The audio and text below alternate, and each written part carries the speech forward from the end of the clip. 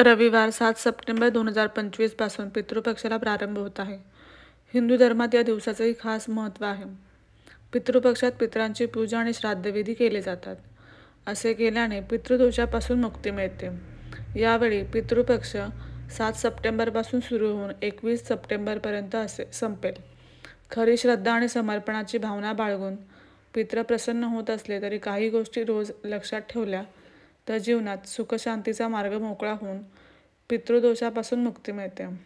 चला जाणून घेऊया पितृपक्षातील कोणती 5 कामे आहेत जी केल्याने जीवनात प्रगती होईल आणि पितरांचा आशीर्वाद मिळेल. पितृपक्षात जल अर्पण करावे.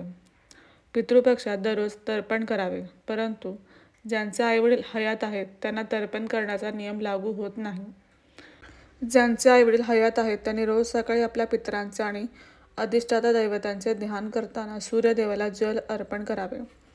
जे मातापिता हयात नाहीत किंवा त्यांच्यापैकी कोणीही नसेल त्यांनी पितृपक्षात दररोज दक्षिणाभिमुख करून तर्पण करावे. तर्पण नेहमी पाण्यात दूध आणि तीळ मिसळून करावे. पितृपक्षात करा हे काम. पितृपक्षात दररोज गाईला चारा खाऊ घालावा. रोज जेवण करत असताना गाईसाठी पहिली पोळी करावी. असे केल्याने देवी देवतांचा आशीर्वाद प्राप्त होतो.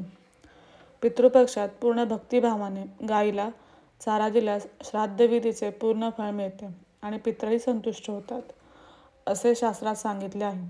पितृपक्षाच्या काळात गाईला गवत खाऊ घालल्याने पितरांचा नेहमी कुटुंबावर आशीर्वाद राहतो. या दिशेने दिवा लावावा. पितृपक्षामध्ये पितरांच्या नावाने दररोज सकाळी आणि संध्याकाळी दक्षिणेकडे तोंड करून दिवा लावावा. पितृपक्षादरम्यान पूर्वज दक्षिणेकडून पृथ्वीवरील आपल्या नातेवाईकांकडे येतात असे सांगितले जाते. तसेच ज्या दिवशी आपण आपल्या पितरांचे श्राद्ध करतो त्या दिवशी दक्षिणेकडे तोंड करून पितरांना आवाहन करतो. पितृपक्षात मुख्य दरवाजावर करा हे काम. पितृपक्षात दररोज संपूर्ण घर स्वच्छ केल्यानंतर मुख्य दरवाजा स्वच्छ करून गंगाजल शिंपडावे. असे केल्याने सकारात्मक ऊर्जा संचारते, तसेच नकारात्मक आणि दोषापासून मुक्ती मिळते. असे केल्याने तुम्हाला आध्यात्मिक शांती मिळेल आणि पितृदोषही दूर होईल. तसेच पितृपक्षात दररोज स्नानाच्या पाण्यात थोडेसे गंगाजल टाकावे. पितृपक्षात या गोष्टींची काळजी घ्यावी. पितृपक्षाच्या काळात स्वयंपाकघरात किंवा घराच्या कोणत्याही कोपऱ्यात रिकामी भांडी ठेवू नयेत आणि स्वच्छतेची पूर्ण काळजी घ्यावी. पितृपक्षाच्या काळात स्वयंपाकघरात उष्टी भांडी ठेवणे अशुभ मानले जाते.